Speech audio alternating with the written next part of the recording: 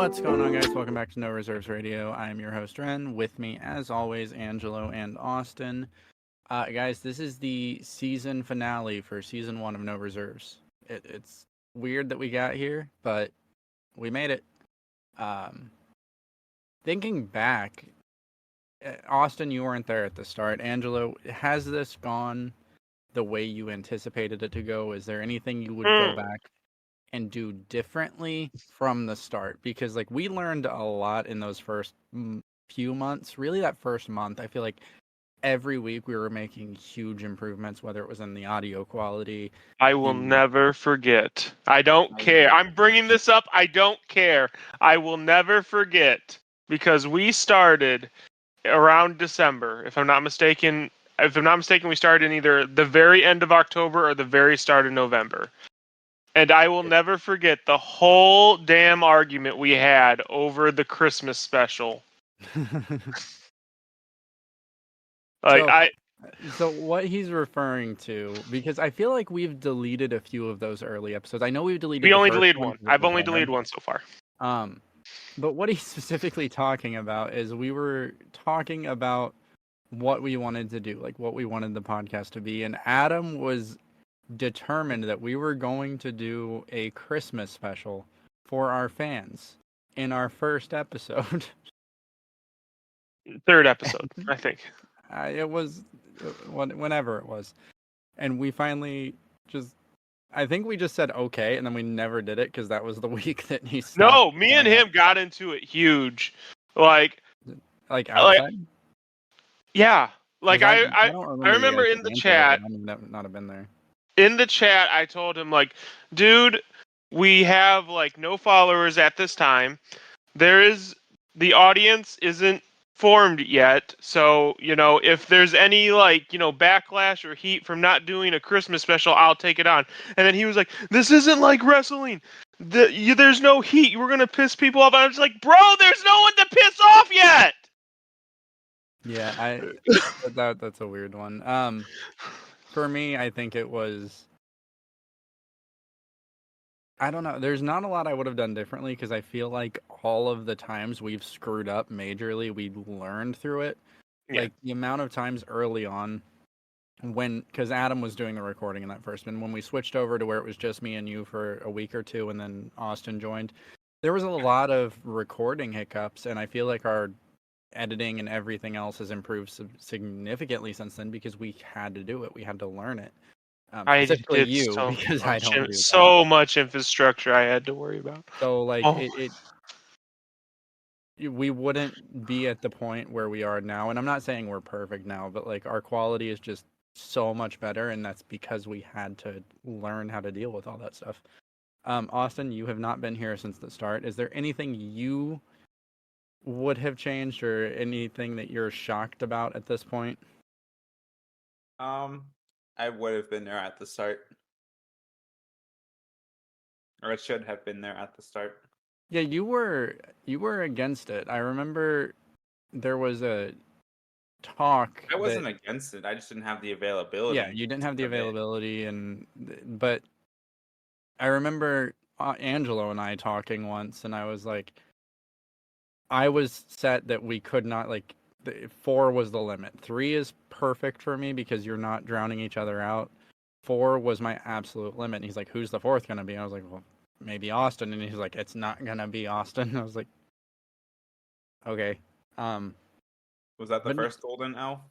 That's probably the first golden L, yeah, because he was completely wrong because now you're All right. I have a question for you. This has nothing to do with the podcast, but I have a legitimate question for you. Because I do not follow the major people who talk about basketball. Who was the first dude to call someone a casual? Why are you obsessed with it? And why is everyone else obsessed with it like it's this grand insult? Does it make you like guys feel? I genuinely want to know because you tried to call the Golden L the casual take of the week, and I'll never forget that either.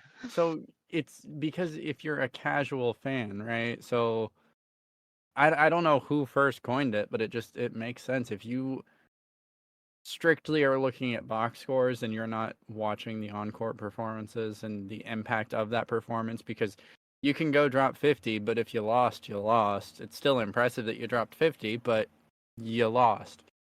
If you're only looking at those numbers and not at the bigger picture, you're only casually following the game, because at the end of the day, you average 50, you miss the playoffs.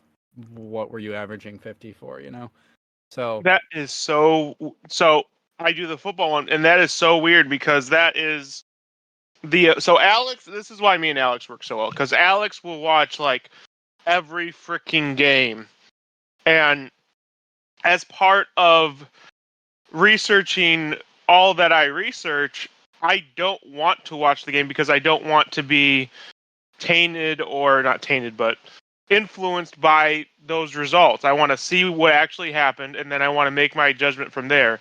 So what you're saying is, from a basketball perspective, that's being a casual?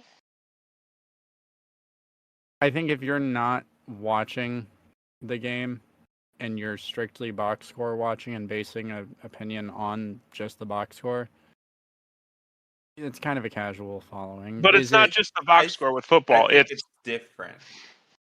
Yeah, I think it's I'm different with football because of the amount of games, right? Yeah, We're I'm only not. getting 18 games a season, where basketball is 82, right? There's a lot more that goes into a basketball game than there is a football game. And it's also the variables, because realistically you have maybe 10 people catching a ball a game. You have 2 people, hopefully, throwing a ball a game. Like, the statistics are more streamlined to positions, whereas in basketball, like, you can drop 50 as a point guard or you can drop 50 as a center. Like, it's the same game no matter what position you're playing. You have to play offense, you have to play defense. The box score is not going to tell the whole story, whereas I think in football, yeah, the box score doesn't tell the whole story, but I think it tells more of a story than it does in basketball. That's fair.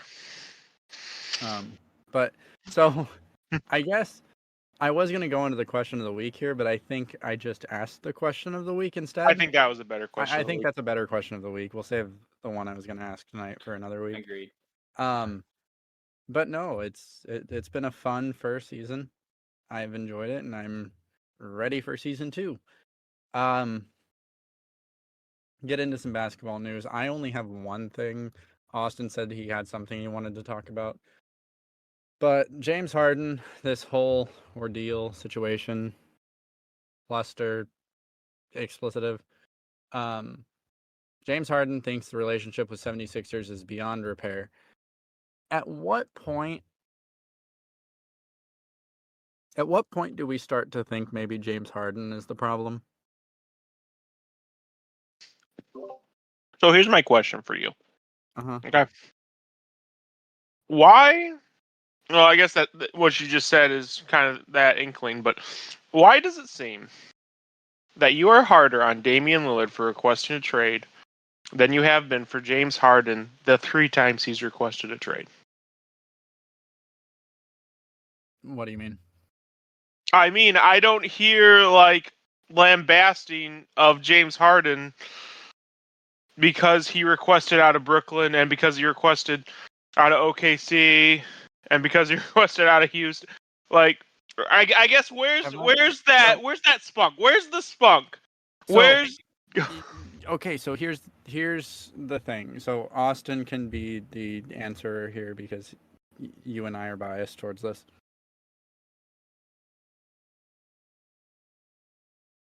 Was that you telling me to answer? No. Am I? Okay. Have I ever been like on the James Harden bandwagon? Have I ever been like celebratory of Harden at all at any point in time? No. You give him credit for scoring. I give him credit for scoring, but that's it. But the reason why I'm, you can say, holding Dame to a higher standard than James Harden is because James Harden hasn't requested a trade since we started this podcast. Because my opinion still stays the same. Like, you signed a contract, play out that contract. Do you want to spend 20 minutes discussing James Harden and his contract? Because I will, but there's no point. Like, we already did it with the Damian Lillard. My opinion isn't changed. I think that it's stupid. Like, if you do not want to play for a franchise, don't sign a contract. You have that agency as a player. If you don't know if you want to stay with that franchise, do what LeBron does. Sign 1-year deals. But this whole requesting a trade thing, yeah, I don't like it from any perspective.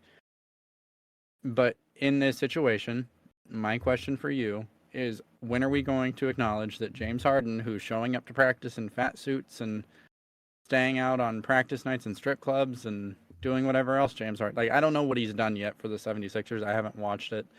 But when are we going to acknowledge that maybe he is the problem? Oh, no, I agree with you 100%. I think this time around is completely bogus. Like, I think there's no like. Sorry, you go ahead. There's no defense. Like, what are you gonna say? He literally he is in China, and he took time out of his day to call his GM a liar, and that he would never play for another organization that he is part of. Pretty bad look, bro. Pretty bad look. Can I talk? Yes. Okay.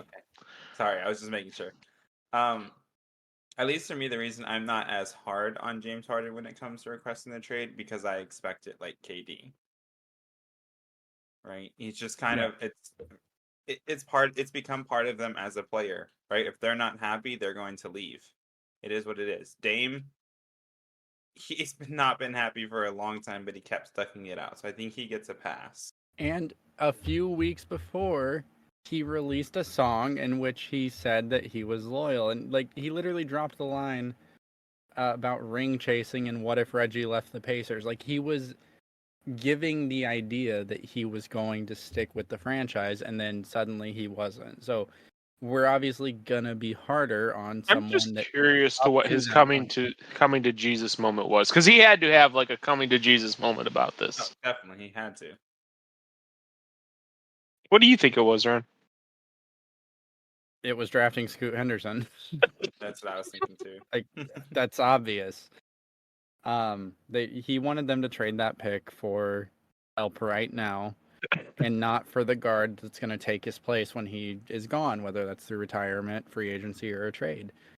They decided they were going to hedge their bets on the future, and they took Scoot Henderson, which that's the right basketball play, right? Mm-hmm. Like, we can agree with that. And I when you have so if you have a superstar player, okay, and he's at the end of his career and you have no shot, like, one player is not going to get the Portland Trail Blazers the ring, correct? Correct. Who are you trading that 3rd overall pick for? Like, what player are you bringing in that makes this team a contender? You're not. Scoot Henderson arguably might be the 2nd best player in this draft. A lot of Charlotte fans would say that. So if you have the option of bringing someone in that's going to be the future of your franchise when your aging superstar leaves or retires, you make that play, because there's nothing you can do right now that's going to make you a contender. From his perspective, they should have traded it, but from a basketball perspective, I can't justify trading it. There's no one you're going to get right now that's going to get you over that hump from one pick. They don't have the draft capital to trade. So then, if these discussions were made, why didn't they try to ship Dame earlier? Because I don't think he was fully transparent with the organization. You think you're thinking? I mean, does he have to be? Does he have to be transparent in that situation, though? So because you are not the owner of the Portland Trail Blazers, but you just surmised exactly what would have happened. So it's not rocket science. So my argument is then that I think if you have two parties in a business agreement, okay? Mm-hmm. if one is being transparent and one is not, the burden falls on the one that's not being transparent, correct? Generally speaking. So there was no buzz, no rumors from anyone, and there's always rumors that the Portland Trailblazers were moving that pick. Like, we knew they were taking Scoot. Dame was releasing songs about how loyal he is and how he's going to retire a Trailblazer. Who's lying here? Is it the team that did what they said they were going to do, or the player that said he was never going to leave? That's my point. Like, at least from our perspective, we don't know what happened behind closed doors, but from the fans' perspective, Dame was acting like it didn't matter what they did, he was staying. So, yes, we're going to hold him to a higher standard than James Harden, who shows up to practice in fat suits when he doesn't get his way. Moving on. Austin, what was it you wanted to talk about? So, sorry. Oh, no. So, I just have, it's a really quick segment. So, they released the 2023-2024 schedule. Yes, did you all see that? Yes, I did. So I have a list of the amount of televised games for the top 10 teams. I want you all to guess who the top 10 are. Lakers. Knicks. Yep. Warriors. Yep. Bucks. Yep. Grizzlies? Nope. Oh, Heat. Yep. Heat's What number are we at? I have 7. You're at 7. Clippers. Low-key Clip? Nope. We're at 6. We're at 6. Nope, no Kings. Suns. Yep. Suns was We're forgetting someone really obvious. Bulls? You are forgetting someone really obvious. Nope. Cavs. Nope. Oh, it's not gonna be the Cavs. What? Hey man, you gotta rep the team. You gotta rep the team. The Sixers and the Celtics. Yep, one more. Okay, now this is the one that I'm gonna struggle with. You shouldn't. Timberwolves. Mavericks? Nope. Yeah, the Mavs. Yeah. Oh, the Mavs, yeah. So would it bother you to know that the Warriors are number 1 on that list with 41 games, so half of their games are national? No, not at all. Would it bother you that the reigning NFL or NBA finalists are 5th on the list?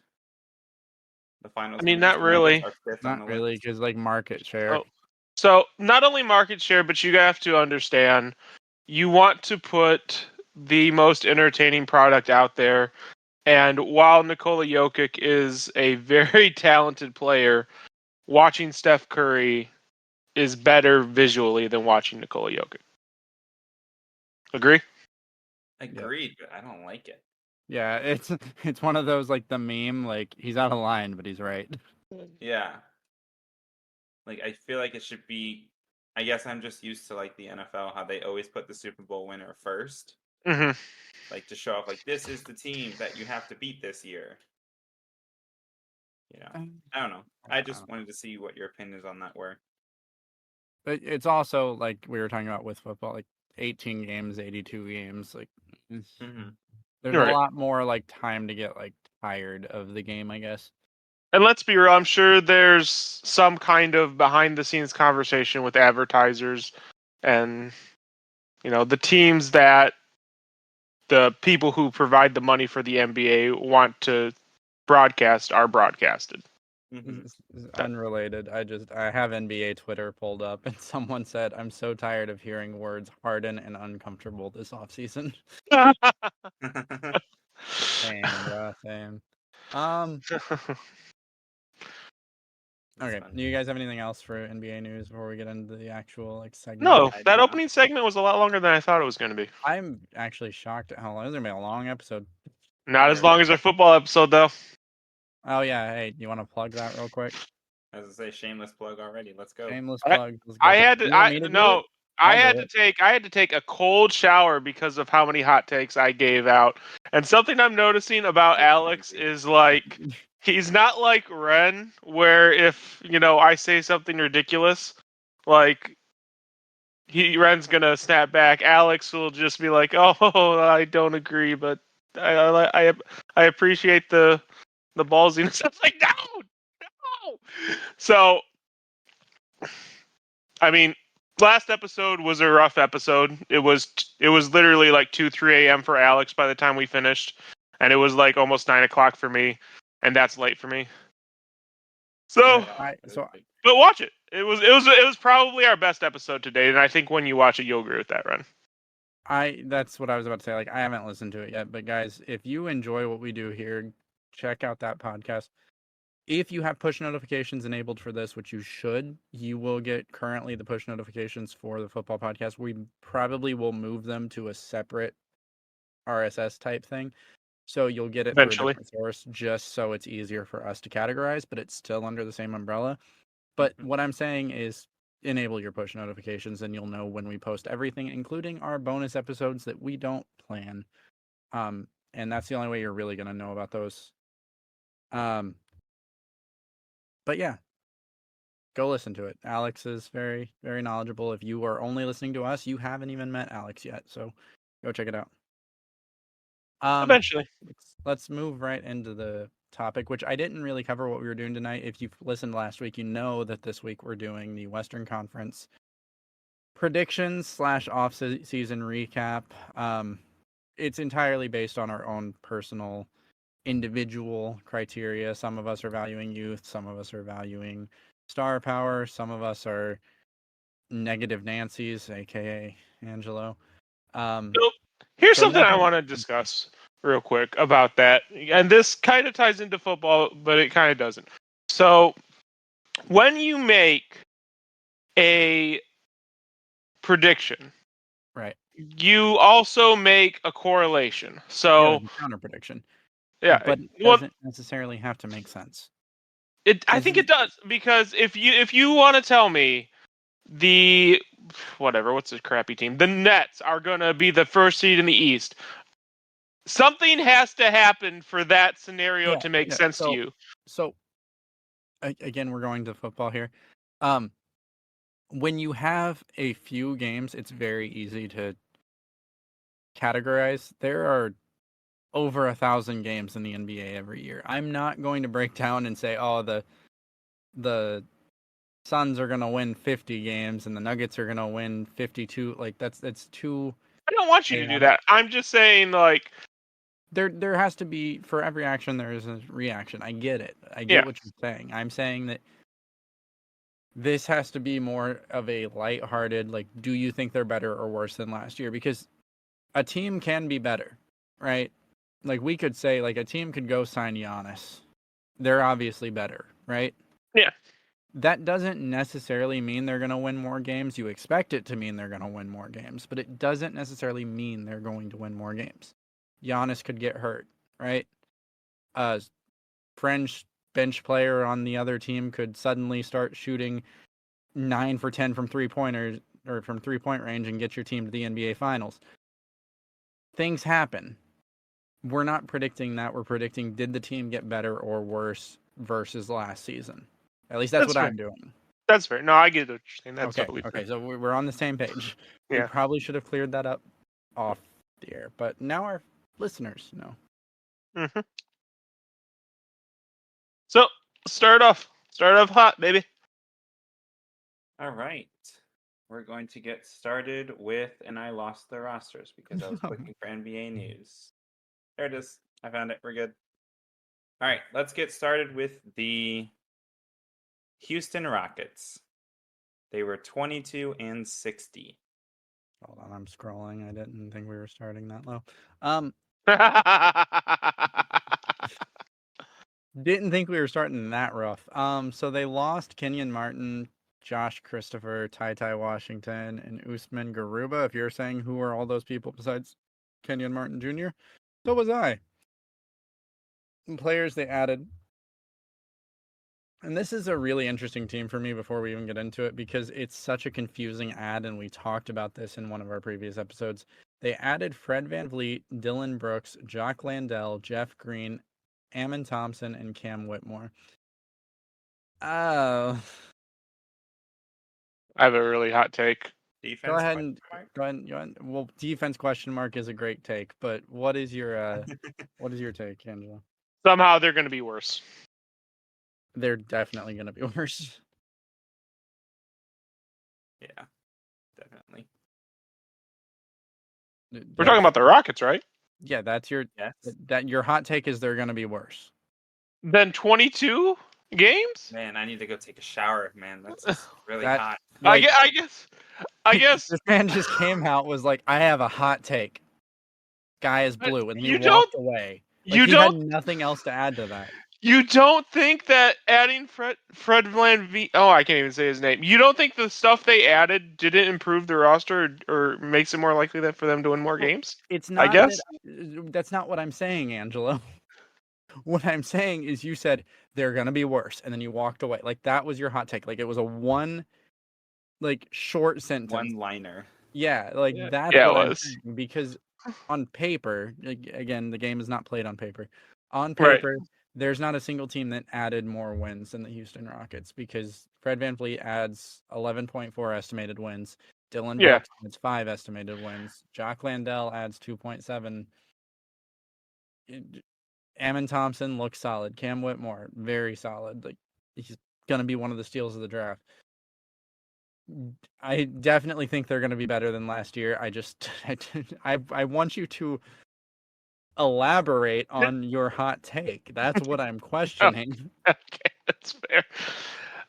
It's just more of a. So I know why they got the players in. They got the players in A because they had to use the money, and B because they really needed veteran presence after all the happenings of last year. But I think that When in your try. veteran presence is Dylan Brooks, you've got a problem. Well, I was more talking about Fred, but I think what's might happen is their attempt to solve the problem is somehow going to make it worse in the sense that the younger players are going to feel like they don't have a role on the team. They're going to feel like their development is stifled. And because of that, they're going to perform suboptimally. And the veterans, like you said, the defense is still questionable at best. But so this was already a really good young team because Jalen Green, Jabari Smith Jr., and now Yeah, no, 100%. Very good. Even if, like, we know that specifically those two, Jalen Green and Jabari Smith, are very competitive, hot-headed. Like, they got into it over touches, right?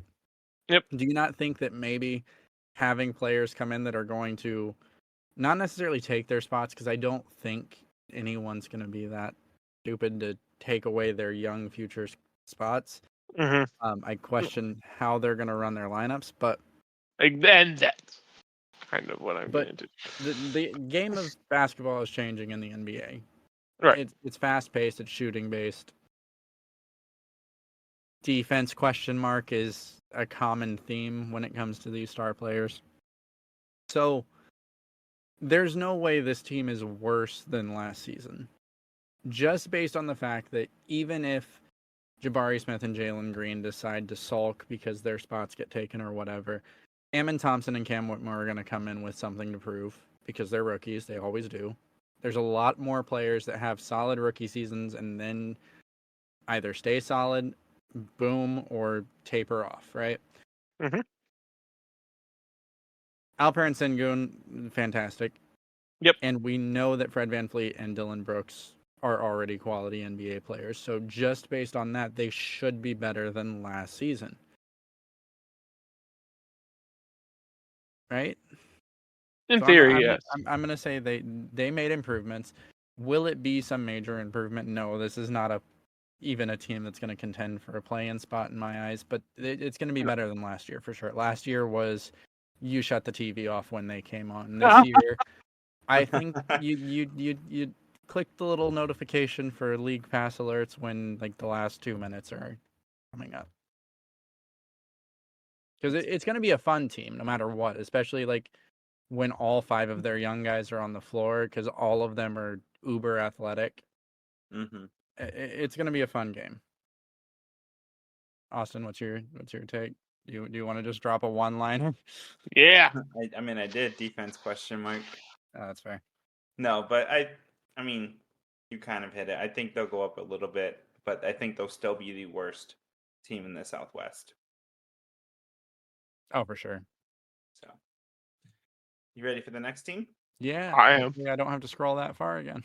Man, I chose the wrong division. I should have done a less interesting one first. Let's go with the New Orleans Pelicans. They were 42-40. They were the 10 seed. All right, so they very short losses and addition list. Lost Jackson Hayes and Josh Richardson. Gained Cody Zeller and Jordan Hawkins. Okay, so quiet offseason. They really didn't do much. The biggest addition for them next season will be health if they can maintain it.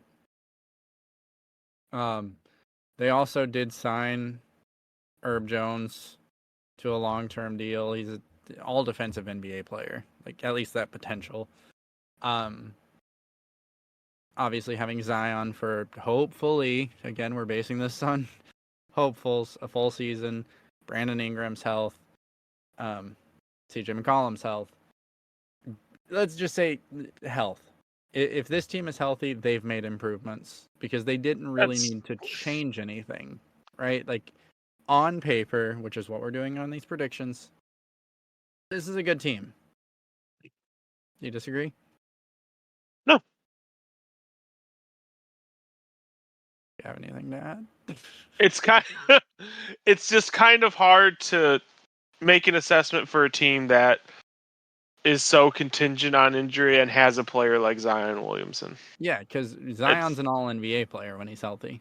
It's like predict the Clippers, and you're not sure if Kawhi's going to play.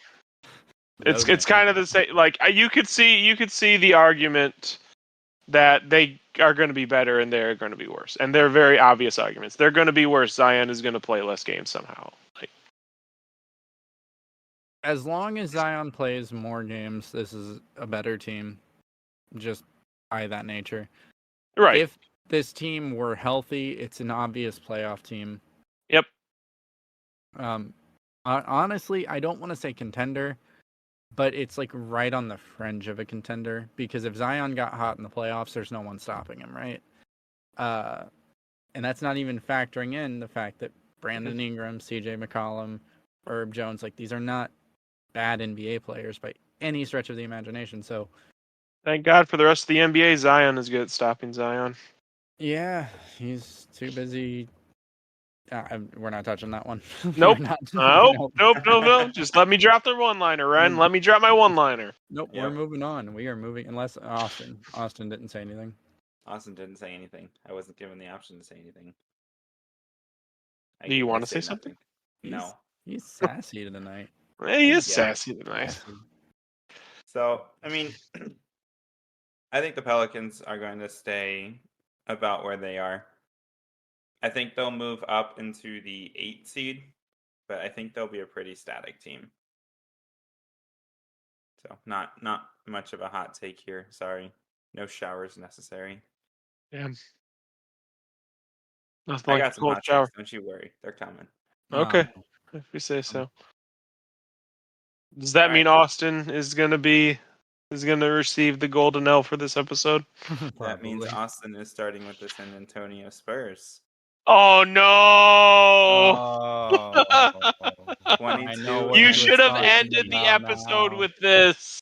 I couldn't. Division. They're in the division. I know. I didn't think things through. Oh, Austin. I blame Ren. I didn't get a list of what I'm supposed to say. Austin, you missed the assignment. You failed the assignment. You get the L just for this one because he does get the golden L just for missing the assignment. Hey, let him give the record so we can get into this. Spurs 22-60. Okay, Does so Angelo have another hot take? They get better. Hold on. Let's do this the right way. So they lost Kiera Bates Diop. They gained Lamar Stevens, Seti Osman, Reggie Bullock, and a little Frenchman named Victor Wembanyama.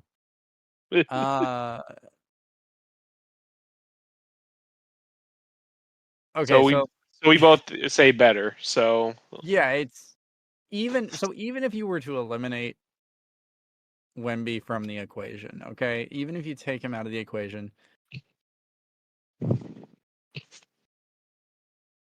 Keldon Johnson and Devin Vassell's expected growth should win some more games for this team.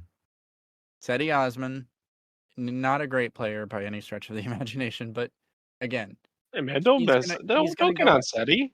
He's gonna go out and win you 2 or 3 games, right? So the team is gonna be better, and then you factor in Victor Wembanyama. Any rational person is going to say, if he's healthy, which again, we're not factoring in potential injuries into this equation. If he's healthy, just because of his size and his defensive acumen, he's going to win you some games. That's not talking about his playmaking. That's not talking about his scoring. There's no way you can rationally justify saying this team is not going to be better. There's no way. There's no way. Go ahead. Try, Austin. What am I trying to do? The floor is yours. To say that there's no way they're not going to be better? There's no way they're going to be worse, is what Rehn is saying. Oh, I agree. Look, I'm a Wemby hater. I'm not like a logical person. I know they'll get better. I don't think they'll make the playoffs or even the play-in, but I think they'll get better. So what's the hot take? What's the hot take? What? I can't say injuries, so it's fine. Oh man, he took. Do you want my Angelo, off the record hot take? Hold on. You know what? Go for it. Wemby doesn't play half the season. Half the season? Half. He said half. Half the season. Wemby wouldn't be eligible for our top 10 list next year, is what he's saying. Oh. Do you remember that top 10 center list, Angelo? How many good centers do you think there are? Enough that Wemby wouldn't make it. What? Actually, Oh, yeah. See? Uh-huh. What do you mean? No, you don't think he can be better than Rudy Gobert? I'm saying he easily could crack the top 10. Easily. Okay. Like, it would not be that much effort to break into that. The center was weak, dude. Okay. That was weak. Okay, thank you. No, Austin, you're wrong. No.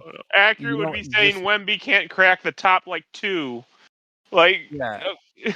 I would say, top 5. Saying top... If you say he's going to be in the top 5 without ever seeing him step foot on the NBA court, that's insane to me. Yeah. Top 10's not that crazy because it's not that strong of a position. I don't even remember. Hold on. I'm going to get my phone. I'm going to see who the hell was at 10. That this guy cannot overlap. Hold on. Samsung notes centers.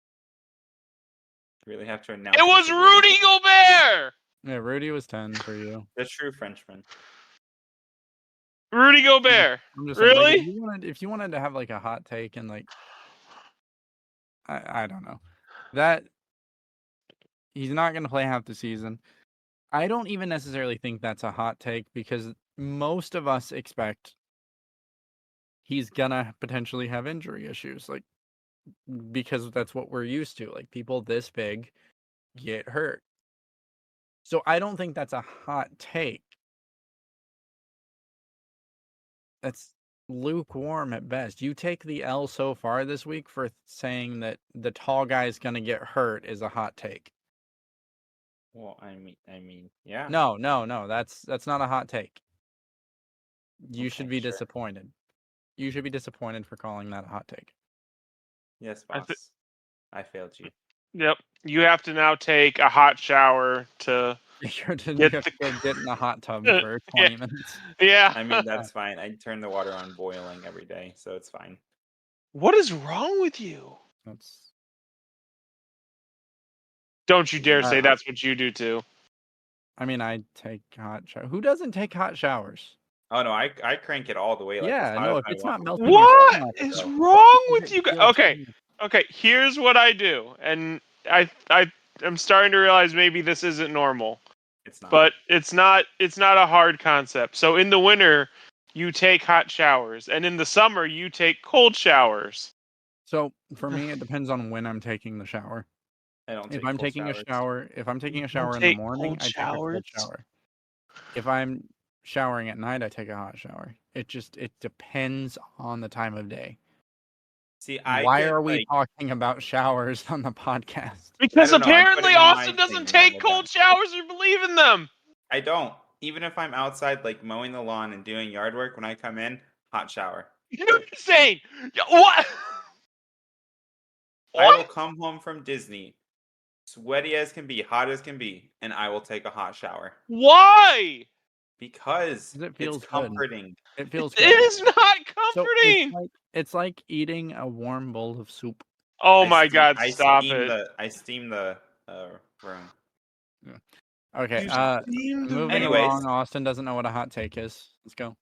Okay, let's go with the Memphis That's Grizzlies. because Austin takes hot showers and only hot showers, and so he doesn't know what the relief of a cold shower is. So of course he can't make a hot take because he relies on outside sources to make him hot.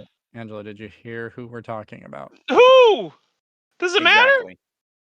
Memphis Who? Grizzlies, 51-31. It don't matter. It don't matter. It don't Okay. matter. That was It's almost over. English. They lost Tyus Jones and Dylan Brooks. They gained Derrick Rose, Josh Christopher, and Marcus Smart. So Are we factoring in off courts, or are we assuming Ja will be here? Is Josh suspended at this current? 25 games. He starts the season with 25 games, right? Okay. So he's missing part of the season. So for me, this is weird. It's It has weird. to be less than.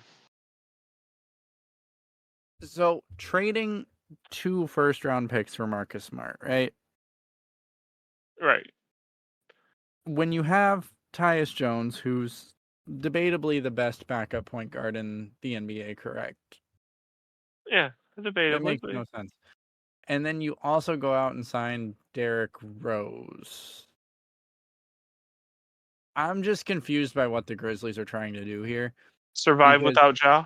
But if you're going to do that, you just sign Derrick Rose. You don't trade 2 first-round picks when you also have Tyus Jones.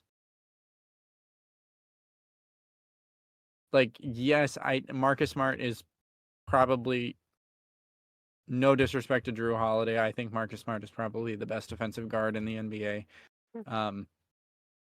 He's got the size and strength to guard 1 through some 4s. I'm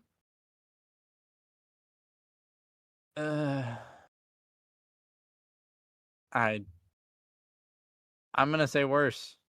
And the reason being is gonna be Dylan Brooks. I mean, to be fair, they were the 2nd seed, so it's not much harder for them to get worse. That's true. So they're gonna miss Ja for 25, and that's fair to factor into the predictions because that's not injury. That's he's already out. Yeah. 100%. So they're gonna miss that. I do think Jaren Jackson Jr. can carry the team to quite a few wins. And Tyus Jones, I love Tyus Jones as a game. But the loss of the defensive side of the ball of Dylan Brooks, like, it can't be understated. He's not, like, he's going to go out and shoot 1 for 13 from 3, but he's also going to shut down key players on the other team. And yes, Marcus Smart can do that, but he's also entering his 30s. Facts. I mean, you're saying basically everything I was thinking. Yeah, they also, what do you think of the Desmond Bane extension? Because they signed him for a 5-year, $207 million deal. Like, the no reserves MVP is Desmond Bane. I get that, but do you think that that's a bit of an overpayment? Because I do. I actually didn't like either Desmond Bane nor Jaylen Brown's extensions, to be honest. Like, if I'm going to give a max, I want to give a max to the guy on my team, not the supporting cast of the guy. Wait. Who did you just say you would give the max to?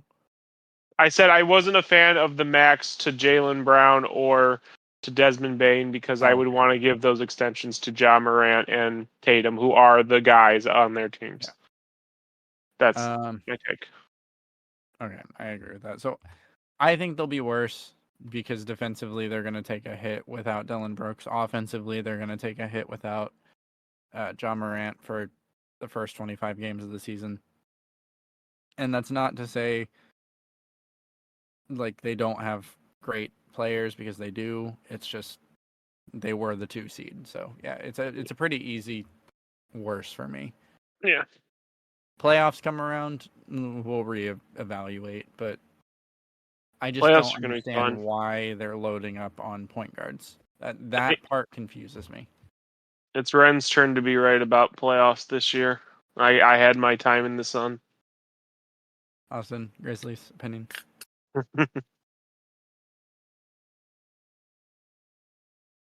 Austin Grizzles? is Muted. Hi. muted. He's Austin muted. on the Grizzles. I'm the best. So I don't think that they will get much worse. I think they'll maybe drop to 3 or 4. I personally love the Marcus Smart pickup. I really hope they return to the grit and grind Grizzlies. And then you said it was Derrick Rose. That's who else they added, right? Yeah. I love it. It's like a mini version of Ja that they can keep and kind of play the same, right? And also isn't going to whip out a gun at a nightclub. Also that, that helps. But maybe he'll be that veteran presence for Ja, because they did play very similar. Like Derrick Rose played like Ja played like Derrick Rose did in his young career. So maybe he'll be that person to connect to Ja. One can hope. I think Derrick Rose is just there for a paycheck so he won't get fined.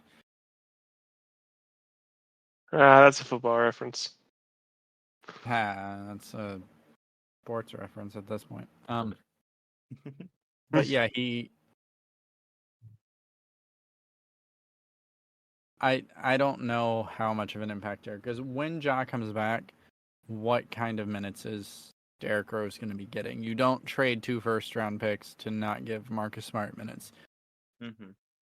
Tyus Jones is probably the best backup point guard in the league. There's not a lot of minutes for Derrick Rose, so honestly, the lineup that they are probably going to be sporting after Ja gets back is something that I'm sure makes the Trailblazers jealous. guard. Yeah. Desmond Bain. Aaron Jackson.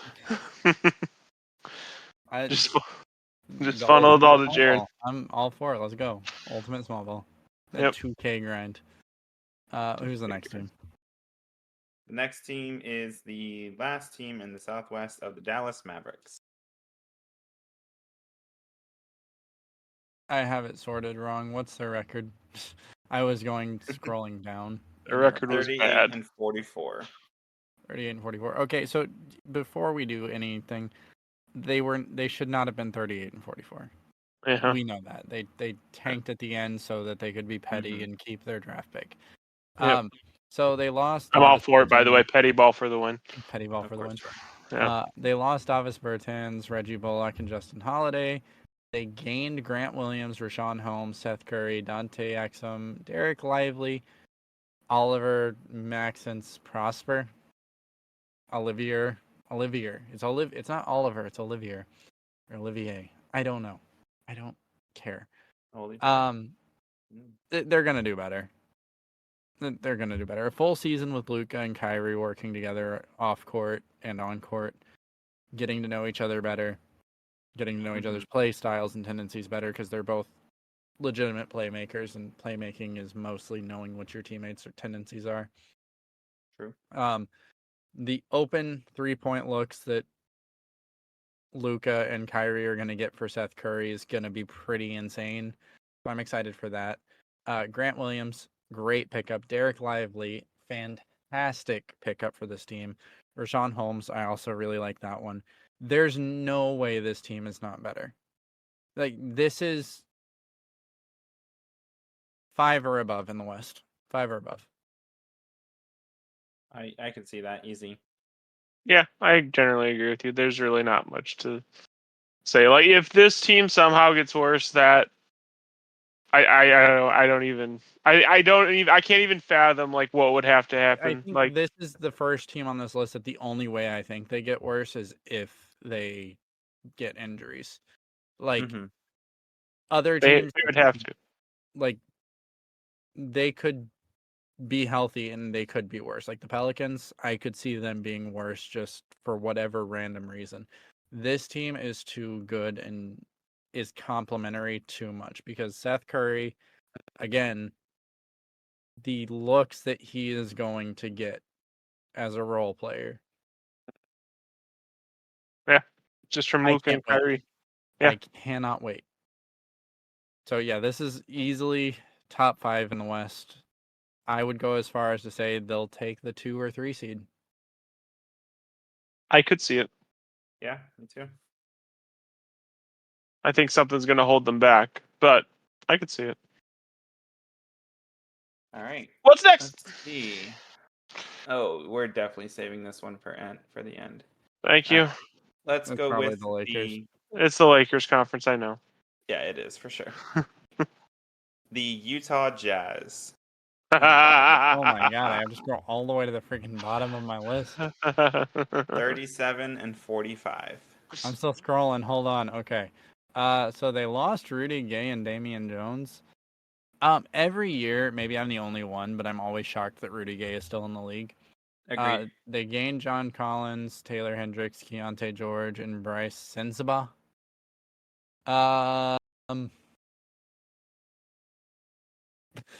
This one's hard because no, it's not hard. They have to get worse. There's no way they have this ridiculous streak again. that's what They I'm have saying is hard about it because on paper they got better as a team, but will they be better as a record? No.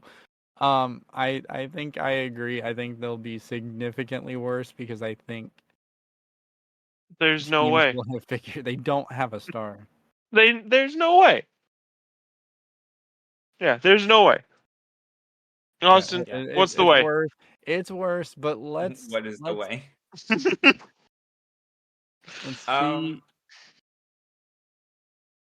I think it's worse, but I don't think it's as bad as you think. Yeah, I think if you were I to have a grade high them on hope the for Laurie Markkinen. I think if you were to grade their off season, I think they got an A. I just don't know if that's going to translate to wins this season or not.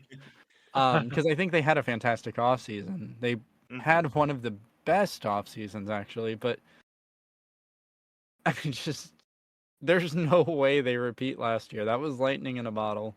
Yeah, there's no way. Yeah, the sure. answer is worse. I was fully committed to the Utah Jazz making the NBA Finals. You were, unfortunately. It was the next Disney TV movie. You weren't on board, so yeah. I'm finding that every like Ren's heart decision that he makes with his heart is wrong. That's what I'm finding. Usually. Ouch. What? That hurt. Kings? Jazz?